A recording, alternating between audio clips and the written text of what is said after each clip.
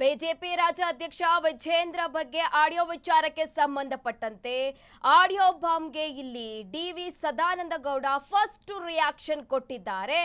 Audio ಬಗ್ಗೆ ನಾನು ಮಾತನಾಡಲ್ಲ, no comments ಅಂತ ಹೇಳಿದ್ದಾರೆ. ಬೇಕಾದ್ರೆ ನೀವೇ ಪತ್ತೆ ಹಚ್ಚಿ ಇಲ್ಲಿ ಅಂತ ಹೇಳಿ ಡಿ.ವಿ. ಸದಾನಂದ ಗೌಡ ಅವರು ಮಾತನಾಡಿರುವಂತದ್ದು. ವಿಜೇಂದ್ರ ಬಗ್ಗೆ ಆಡಿಯೋ ವಿಚಾರಕ್ಕೆ ಸಂಬಂಧಪಟ್ಟಂತೆ ಇದೀಗ ಆಡಿಯೋ ಬಾಂಬ್ಗೆ ಸದಾನಂದ ಗೌಡ ಫಸ್ಟ್ ರಿಯಾಕ್ಷನ್ ಕೊಟ್ಟಿದ್ದಾರೆ. ಆಡಿಯೋ ಬಗ್ಗೆ ನಾನು ಮಾತನಾಡಲ್ಲ, ನೋ ಕಮೆಂಟ್ಸ್ ಅಂತ ಹೇಳಿದ್ದಾರೆ. ಬೇಕಾದ್ರೆ ನೀವೇ ಪತ್ತೆ ಹಚ್ಚಿ ಅಂತ ಇಲ್ಲಿ ಡಿ.ವಿ. ಸದಾನಂದ ಗೌಡ ಹೇಳಿಕೆ ಕೊಟ್ಟಿದ್ದಾರೆ. ನನ್ನದಲ್ಲದ ಆಡಿಯೋ ವಿಡಿಯೋ ಬಗ್ಗೆ ನಾನು ಮಾತನಾಡಲ್ಲ, ನನ್ನದಲ್ಲದ ವಿಷಯ ನಾನ್ಯಾಕೆ ಮೈ ಮೇಲೆ ಎಳೆದುಕೊಳ್ಳಲಿ ಅಂತ ಹೇಳಿದ್ದಾರೆ. ನಾನು ಹೇಳದಿದ್ರೆ ಅಡ್ಡ ಮತದಾನ ವಿಚಾರ ಹೇಗೆ ಗೊತ್ತಾಗ್ತಿತ್ತು ಅಂತ ಪ್ರಶ್ನೆ ಮಾಡಿದ್ದಾರೆ. ನಮ್ಮ ರಾಷ್ಟ್ರೀಯ ನಾಯಕರು ಕೇಳಿದ್ರೆ ಉತ್ತರ ಕೊಡ್ತೇನೆ, ನಾನು ಬಾಯಿ ಮುಚ್ಚಿಕೊಂಡು ಕೂತ್ರೆ ನಾನು ಮೂಲೆಯಲ್ಲಿ ಇರ್ತಿದ್ದೆ ಅಂತ ಹೇಳಿದ್ದಾರೆ ಸದಾನಂದ ಗೌಡ. ಪಕ್ಷದ ಹಿತದೃಷ್ಟಿಯಿಂದ ಕೋರ್ ಕಮಿಟಿಯಲ್ಲೂ ಕೂಡ ನಾನು ಮಾತನಾಡ್ತಾ ಇದ್ದೇನೆ. ನನ್ನದಲ್ಲದ ಆಡಿಯೋದ ಬಗ್ಗೆ ನಾನು ಯಾಕೆ ದೂರು ಕೊಡಲಿ ಇಲ್ಲಿ ಅಂತ ಪ್ರಶ್ನೆ ಮಾಡಿದ್ದಾರೆ.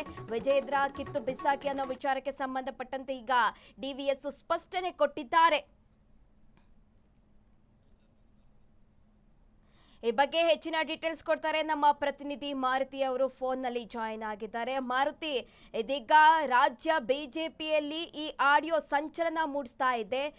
ಡಿ.ವಿ. ಸದಾನಂದ ಗೌಡ ಅವ್ರದ್ದು ಆಡಿಯೋ ಅಂತ ಹೇಳಲಾಗ್ತಾ ಇದೆ. ಆ ವಿಚಾರಕ್ಕೆ ಸಂಬಂಧಪಟ್ಟಂತೆ ಅವರು ರಿಯಾಕ್ಟ್ ಮಾಡಿದ್ದಾರೆ. ಇದು ನನ್ನದಲ್ಲದ ವಿಡಿಯೋದ ಬಗ್ಗೆ, ಆಡಿಯೋದ ಬಗ್ಗೆ ನಾನು ಮಾತನಾಡಲ್ಲ ಅಂತ ಹೇಳ್ತಾ ಇದ್ದಾರೆ. ಏನೆಲ್ಲ ಅಪ್ಡೇಟ್ಸ್ ಇದೆ ಮಾರುತಿ?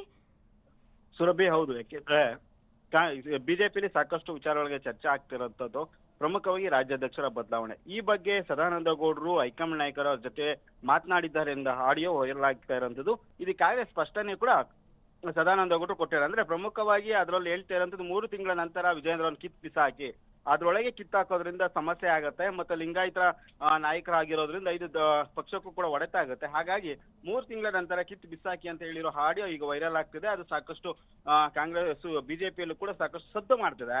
ಇನ್ನ ಈ ವಿಚಾರವಾಗಿ ಸ್ಪಷ್ಟನೆ ಕೊಟ್ಟಿರುವಂತಹ ಸದಾನಂದ ಗೌಡರು, ಹಾಯ್ ಆಡಿಯೋ ನಂದಲ್ಲ, ಫೇಕ್ ಆಡಿಯೋ, ಆದ್ರೆ ಆಡಿಯೋ ನನ್ನ ಆಡಿಯೋ ಅಲ್ಲದವ್ರಿಗೆ ನಾನು ಯಾಕೆ ರಿಪ್ಲೈ ಮಾಡಬೇಕು ಅಂತ ಕೂಡ, ಅದಕ್ಕೆ ಪ್ರತಿಕ್ರಿಯೆ ಕೊಡಬೇಕು ಅಂತ ಕೂಡ ಪ್ರಶ್ನೆಯನ್ನ ಮಾಡಿರೋಂಥದ್ದು. ಅಂದ್ರೆ ಅದ್ರಲ್ಲಿ ನಾನ್ ಮಾತಾಡಿರೋದಲ್ಲ, ಅದ್ಯಾವುದೋ ಒಂದ್ ರೀತಿಯಾದಂತ ಯಾವ್ದು ಬೇರೆ ಆಡಿಯೋ ಅಂತ ಕೂಡ ಅವ್ರು ಹೇಳಿರೋಂಥದ್ದು.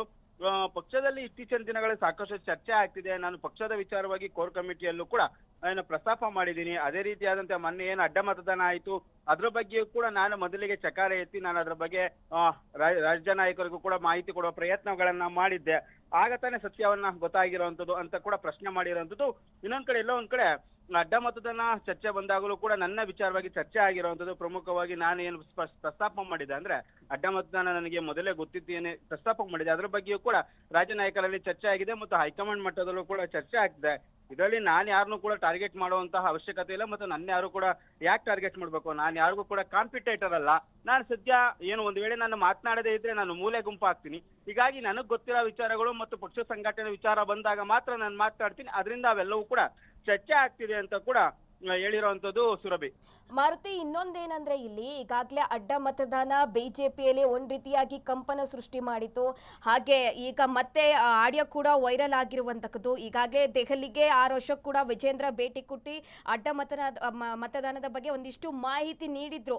ಅವಾಗನೇ ಒಂದಿಷ್ಟು ಪ್ರಶ್ನೆ ಇತ್ತು, ರಾಜ್ಯ ಅಧ್ಯಕ್ಷರ ಸ್ಥಾನಕ್ಕೆ ಕುತ್ತು ಬರುತ್ತಾ ವಿಜೇಂದ್ರ ಅವರಿಗೆ ಅಂತ ಹೇಳಿ. ಈ ಬಗ್ಗೆ ಹೈಕಮಾಂಡ್ ಏನಾದ್ರೂ ಮಧ್ಯಸ್ಥಿಕೆ ವಹಿಸಬಹುದಾ ಅಂತ ಆಡಿಯೋ ವಿಚಾರವಾಗಿ ಅಂತ? ಹೌದು ಸುರಭಿ, ಯಾಕೆಂದ್ರೆ ರಾಜ್ಯಾಧ್ಯಕ್ಷ ಬದಲಾವಣೆ ಇದೇನು ಮೊದಲನೇ ಸರಿ ಅಲ್ಲ. ಸಾಕಷ್ಟು ಹಿಂದೆ ರೆಬಲ್ಸ್ ನಾಯಕರಿದ್ದಂತೆ ಯತ್ನಾಳ್ ಆಗಿರ್ಬೋದು, ಮತ್ತೆ ಅದೇ ರೀತಿಯಾದಂತೆ ರಮೇಶ್ ಜಾರಕಿಹೊಳಿ ಆಗಿರ್ಬೋದು, ಮತ್ತೆ ಈ ಕುಮಾರ್ ಬಂಗಾರಪ್ಪ ಸೇರಿದಂತೆ ಹಲವು ನಾಯಕರು ಏನು ರಾಜ್ಯಾಧ್ಯಕ್ಷರ ಬದಲಾವಣೆ ಬಗ್ಗೆ ಚಕಾರ ಎತ್ತಿದ್ರು. ಹೈಕಮಾಂಡ್ ನಾಯಕರನ್ನ ಕೂಡ ಭೇಟಿಯಾಗಿ ಮಾತುಕತೆ ನಡೆಸಿದ್ರು. ಆಗ ಈ ವಿಚಾರ ಬಗ್ಗೆ ಮಾತನಾಡೋದು ಸರಿ ಅಲ್ಲ ಅಂತ ಹೇಳಿ ಕೂಡ ಒಂದಷ್ಟು ಫುಲ್ ಸ್ಟಾಪ್ ಅನ್ನ ಹೈಕಮಾಂಡ್ ಇಡುವ ಪ್ರಯತ್ನ ಮಾಡಿತ್ತು. ಮತ್ತೆ ಏನು ಅಡ್ಡ ಮತದಾನ ಆಯಿತು, ಪಕ್ಷದಲ್ಲಿ ಎಲ್ಲವೂ ಸರಿ ಇಲ್ಲ, ಪಕ್ಷದಲ್ಲಿ ಶಾಸಕರು ಹಿಡಿತಾ ಹೊಂದಿಲ್ಲ ರಾಜ್ಯಾಧ್ಯಕ್ಷರು ಮತ್ತು ಅದೇ ರೀತಿಯಾದಂಥ ವಿಪಕ್ಷ ನಾಯಕರು ಅನ್ನೋ ಪ್ರಶ್ನೆ ಈಗ ಮೂಡ್ತಾ ಇರೋದು. ಇದರಿಂದಾಗಿ ಈ ಆಡಿಯೋ ಏನು ವೈರಲ್ ಆಗ್ತಿದೆ, ಇದು ಸಾಕಷ್ಟು ಮಹತ್ವನ ಪಡ್ಕೊಂಡಿರುವಂಥದ್ದು. ಪ್ರಮುಖವಾಗಿ ಹೈಕಮಾಂಡ್ ಮಟ್ಟದಲ್ಲೂ ಕೂಡ ಇದು ಚರ್ಚೆ ಆಗುವ ಸಾಧ್ಯತೆ ಇರುವಂಥದ್ದು. ಯಾಕೆಂದ್ರೆ ಇದೇ ರೀತಿ ಮುಂದುವರೆದಿದ್ದೆ ಅದಲ್ಲಿ ಪಕ್ಷದಲ್ಲಿ ಸಾಕಷ್ಟು ಗೊಂದಲ ಉಂಟಾಗತ್ತೆ. ಒಬ್ಬ ರಾಜ್ಯಾಧ್ಯಕ್ಷರ ವಿರುದ್ಧವಾಗಿಯೇ ಸಾಕಷ್ಟು ನಾಯಕರು ಮಾತನಾಡ್ತಿದ್ರೆ ಪಕ್ಷದಲ್ಲಿ ಹಿಡಿತಾ ಇರಲ್ಲ, ಮತ್ತೆ ಅದೇ ರೀತಿ ಪಕ್ಷ ಸಂಘಟನೆಗೂ ಕೂಡ ತೊಂದರೆ ಆಗುವ ಸಾಧ್ಯತೆ ಇರುವಂಥದ್ದು. ಇನ್ನೊಂದ್ ಕಡೆ ಎಲ್ಲೊಂದ್ ಕಡೆ ರಾಜ್ಯಾಧ್ಯಕ್ಷರ ಬದಲಾವಣೆ ಆಗುತ್ತೆ ಎಂಬ ಪ್ರಶ್ನೆ ಆಯಿತು ಮತ್ತೆ ಚರ್ಚೆ ಆಗ್ತಿದೆ. ಇದರ ನಡುವೆ ಕೂಡ ಈ ಆಡಿಯೋ ಬಂದಿರುವಂಥದ್ದು. ಮುಂದಿನ ದಿನಗಳಲ್ಲಿ ರಾಜ್ಯಾಧ್ಯಕ್ಷರ ಬದಲಾವಣೆ ಅಥವಾ ವಿಪಕ್ಷ ನಾಯಕರ ಬದಲಾವಣೆಯೂ ಕೂಡ ಆಗ್ಬೋದು ಎಂಬ ಒಂದು ಮುನ್ಸೂಚನೆಯೂ ಕೂಡ ಆಡಿಯೋ ವೈರಲ್ ಆಗಿರುವ ಸಾಧ್ಯತೆ ಇರೋದು. ಒಟ್ಟಿನಲ್ಲಿ ಹೈಕಮಾಂಡ್ ಯಾವ ರೀತಿಯಾದಂತ ಇದನ್ನ ವಿವರಣೆ ಕೇಳುತ್ತೆ ಮತ್ತೆ ಅದೇ ರೀತಿ ಯಾವ ರೀತಿಯಾದಂತ ರಿಪ್ಲೈ ಹೈಕಮಾಂಡ್ ಕಡೆಯಿಂದ ಬರುತ್ತೆ ಎಂಬುದು ಕೂಡ ಕಾದು ನೋಡಬೇಕು. ಸುರಭಿ, ಮಾಹಿತಿಗಾಗಿ ಧನ್ಯವಾದಗಳು Maruti. Like me. It is not a certificate I myself giving for my credentials, but ಇದರ ಬಗ್ಗೆ ನೋ ಕಮೆಂಟ್ಸ್. ನನ್ನದಲ್ಲದಂಥ ಆಡಿಯೋ, ನನ್ನದಲ್ಲದಂಥ ವಿಡಿಯೋ ನಾನು ಯಾವುದೇ ಸಂದರ್ಭದಲ್ಲಿ ಇಷ್ಟವರೆಗೂ ಉತ್ತರ ಕೊಟ್ಟಿಲ್ಲ, ಮುಂದೆಯೂ ಉತ್ತರ ಕೊಡಲ್ಲ. ಆದ ಕಾರಣ ಇದರ ಬಗ್ಗೆ ನೋ ಕಮೆಂಟ್ಸ್. ಇದಕ್ಕಿಂತ ಹೆಚ್ಚು ನಾನು ಏನು ಹೇಳಲಿಕ್ಕೆ ಇಷ್ಟಪಡ್ತೀನಿ. ಸರ್, ನನ್ನ ಬಗ್ಗೆ ಭಾರಿ ದಿನದಿಂದ ಚರ್ಚೆ ಆಗ್ತಾನೆ ಉಂಟು. ನೀವು ನೋಡ್ತಾ ಇದ್ದೀರಿ, ಇವತ್ತಲ್ಲ ಭಾರಿ ದಿನದಿಂದ ಅಡ್ಡ ಮತದಾನ ಆದಾಗಲೂ ಸದಾನಂದಗೌಡರ ಚರ್ಚೆ, ಸತ್ಯ ಸಂಗತಿ ಹೇಳಿದ್ದಕ್ಕೆ ತಾನೇ ಚರ್ಚೆ. ನಾನು ಬಾಯಿ ಮುಚ್ಚಿ ಕೂತ್ಕೊಂಡಿದ್ದರೆ ಸದಾನಂದಗೌಡರು ಅಲ್ಲೇ ಇರ್ತಿದ್ರು ಮೂಲೆಯಲ್ಲಿ.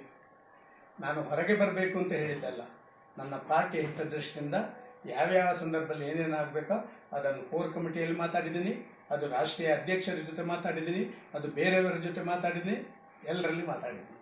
ಆದರೆ ಹಾರಿಕೆ ಸುದ್ದಿ ಹರಡುವಂಥ ಇಂಥ ಟಿ ವಿಗಳನ್ನು ದಯವಿಟ್ಟು ಧಿಕ್ಕರಿಸಿ ಅಂತ ನಾನು ಕೇಳ್ತಾ ಇದ್ದೀನಿ. ಇದರ ಬಗ್ಗೆ ನೋ ಕಮೆಂಟ್ಸ್. ನನ್ನದಲ್ಲದಂಥ ಆಡಿಯೋ, ನನ್ನದಲ್ಲದಂಥ ವಿಡಿಯೋ ನಾನು ಯಾವುದೇ ಸಂದರ್ಭದಲ್ಲಿ ಇಷ್ಟವರೆಗೂ ಉತ್ತರ ಕೊಟ್ಟಿಲ್ಲ, ಮುಂದೆಯೂ ಉತ್ತರ ಕೊಡಲ್ಲ. ಆದ ಕಾರಣ ಇದರ ಬಗ್ಗೆ ನೋ ಕಮೆಂಟ್ಸ್. ಇದಕ್ಕಿಂತ ಹೆಚ್ಚು ನಾನು ಏನು ಹೇಳಲಿಕ್ಕೆ ಇಷ್ಟಪಡ್ತೀನಿ. ಸರ್, ನನ್ನ ಬಗ್ಗೆ ಭಾರಿ ದಿನದಿಂದ ಚರ್ಚೆ ಆಗ್ತಾನೆ ಉಂಟು. ನೀವು ನೋಡ್ತಾ ಇದ್ದೀರಿ, ಇವತ್ತಲ್ಲ ಭಾರಿ ದಿನದಿಂದ ಅಡ್ಡ ಮತದಾನ ಆದಾಗಲೂ ಸದಾನಂದಗೌಡರೇ ಇದರಲ್ಲಿ ಬೇರೆ ಬೇರೆ ಸ್ಥಾನಮಾನವನ್ನು ವಹಿಸಿ BDA ಅಂತ ಒಂದನ್ನು ಮುಳುಗಿಸಿ ಇವತ್ತು ನಾನು ಸಾಚ ಅಂತ ಹೇಳಿರುವಂಥ ಮನುಷ್ಯನಿಗೆ ನಾನು ಉತ್ತರ ಕೊಡಬೇಕಾಗಿಲ್ಲ.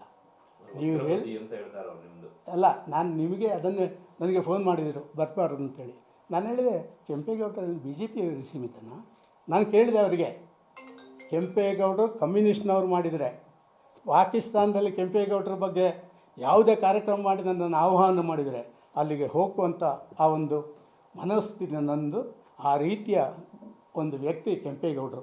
ಈ ಕೆಂಪೇಗೌಡರ ಹೆಸರು ಹೇಳಿ ಎಲ್ಲ ಒಕ್ಕಲಿಗರ ಓಟ್ ತಗೊಂಡು ಅವರನ್ನೇ ಸಮಾಧಿ ಮಾಡಿ